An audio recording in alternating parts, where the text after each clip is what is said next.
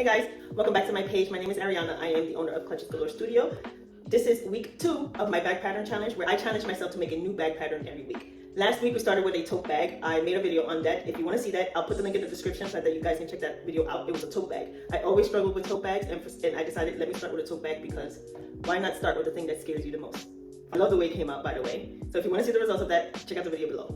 In today's video, we're going to be making a completely different bag. Also scary, but hey, this is what it's all about. Facing your fears. So I noticed that I have another Pink Pony. The one that we're going to be working on today is the Singapore Sling Bag by Pink Pony Designs. This is going to be really cool to make. I've always wanted to make bags like this. Like, we're going to do that today. Let's get started. Fabric I'm going with is going to be this. Let's cut out all the pieces. Okay, we got all the pieces cut out. It says to use foam interfacing. As you guys know, I'm not going to do that. I really like Pelon 70. I think that it gives my bags a certain structure that I just can't get with the interfacing that most instructions have. I know that my kind of interfacing is probably going to make the project a little bit difficult because of how stiff it is. There are going to be moments where I'm not going to be able to fit it in the shape, which I know that's going to happen, but we'll just figure it out when that moment comes. So let's cut it out.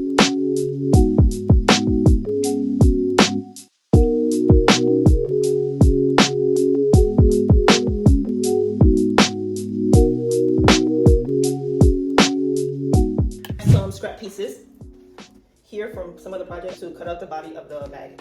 Today is kind of like a cloudy day. I don't know. It's kind of giving my how I am about life.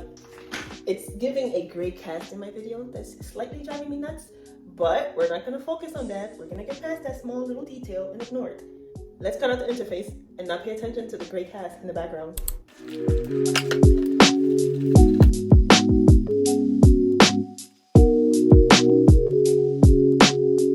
All I'm missing now is the lining. So I'm going with this piece. This is the same piece from the tote bag that I used last week. The reason why I don't like it is because it's a black and gray. It's not an all black. All I have. So we're gonna go ahead and use that.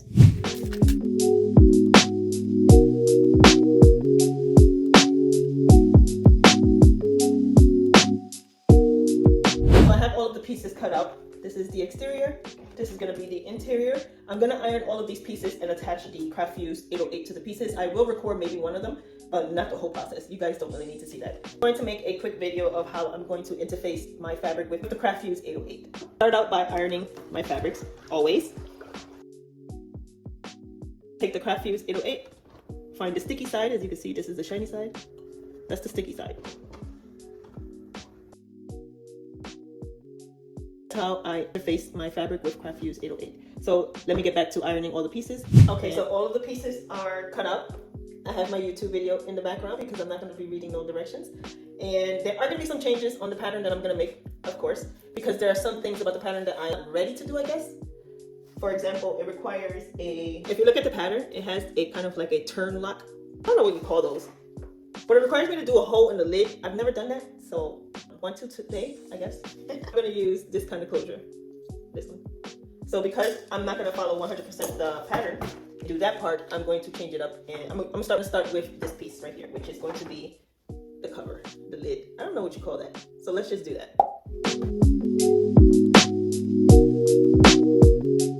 Now I'm going to take this piece and kind of put it on top like this, like a sandwich. So that's what it's looking like. I'm going to sew around this area.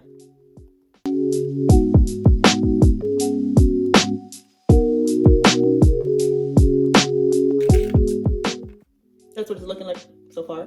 And now we're going to take this. You see how this opening is here? Well, according to the video. And we're going to flip it.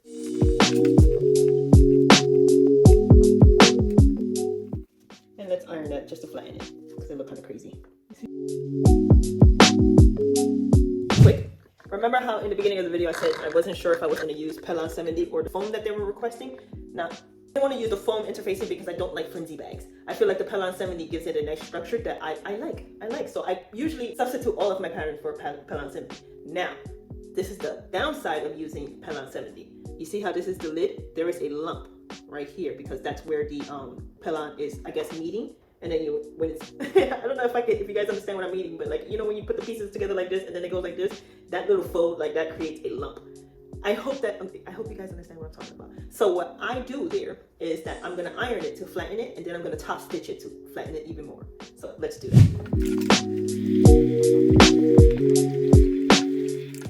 As you can see, it's much flatter. Now I'm just gonna pull the fabric to the edge.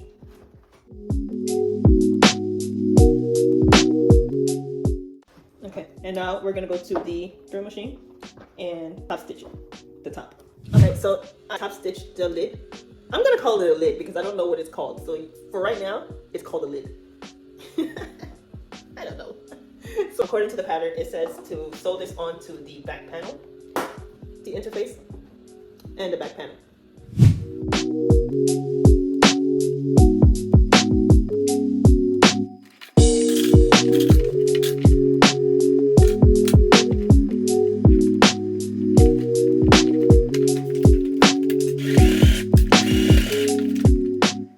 So that's what it looks like. The constant adjustment of the camera drives me nuts. Just so you guys know.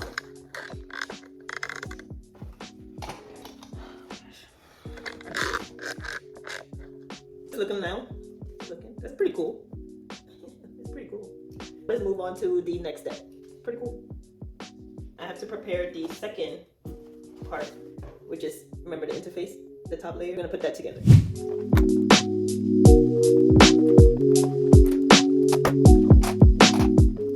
I realized I didn't cut out the hooks on the side, so we're gonna do that right now. Crossbody on it, so we're gonna do that. I have this piece here. I wonder if it's gonna be enough. We'll make it enough.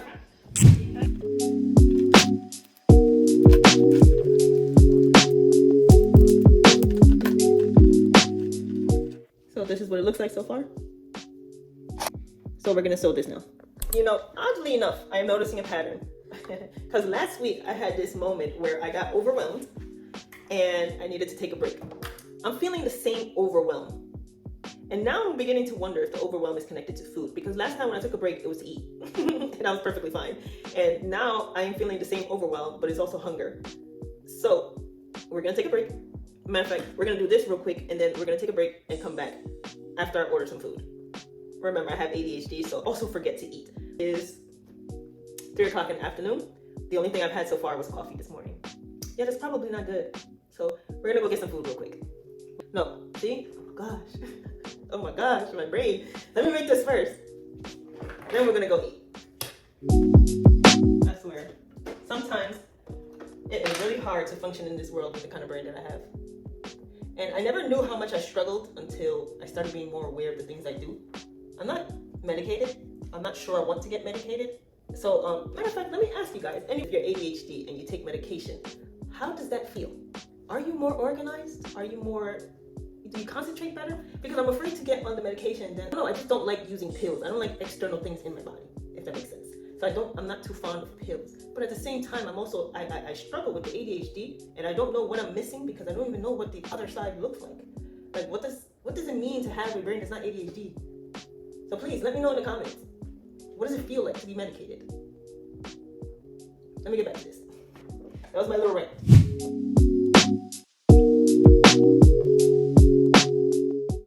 So that's what it looks like. We're gonna cut this in half. It's kind of small, but we're gonna make it work. The rings that I use. It's kind of small. I hope I don't regret this. You think I'm gonna regret this? Do you think it's too small? I think it's too small. We're gonna try it. Now let's finish constructing the bag. So it says to take the bag and put it together like a sandwich with the little D rings in between.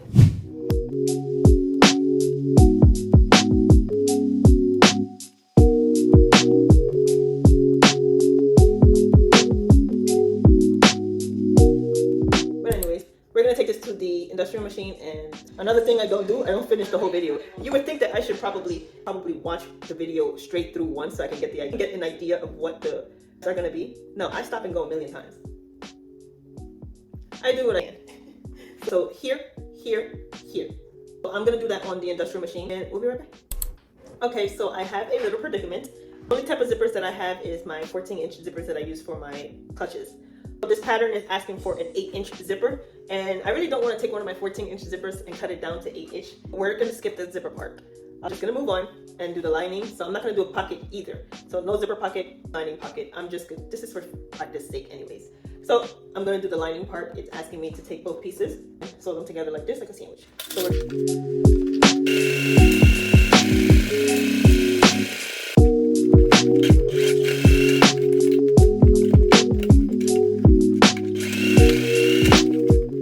now that I've closed it up, I actually forgot to leave an opening, so that's where I'm supposed to flip the bag through. So I'm gonna take my seam ripper, open it back up. So it's looking like this. Take the original bag, and we're gonna stuff this inside of it.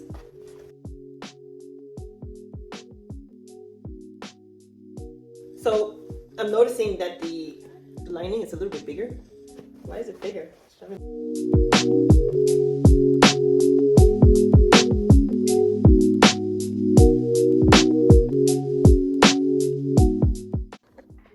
Today has been a little bit harder to record. What's going on with today, but it's been a little bit harder to record. So this is what it looks like. I did my best. And I'm supposed to just stitch around the top here, which I think is gonna be a little bit hard because of how thick this is and the machine I have, so that's gonna be hard. I don't think this fits in the, I guess we're gonna try because I think it's gonna be a little bit harder, but we're gonna give it a try. So let's do that.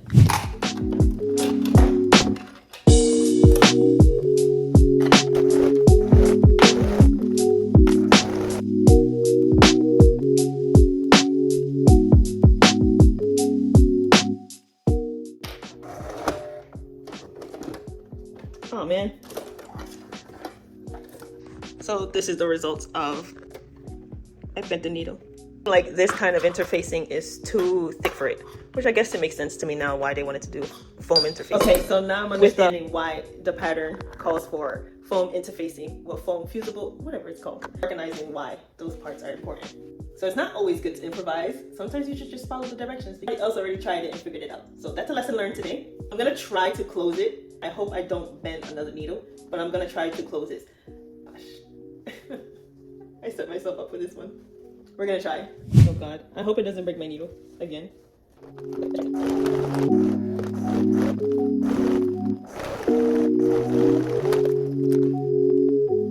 Okay, we successfully did that. Now we're gonna flip it through from that hole in the middle.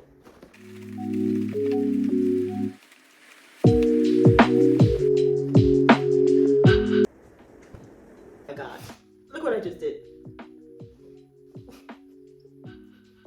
This is the interior. Somehow I did it backwards. What the hell? How did I miss that?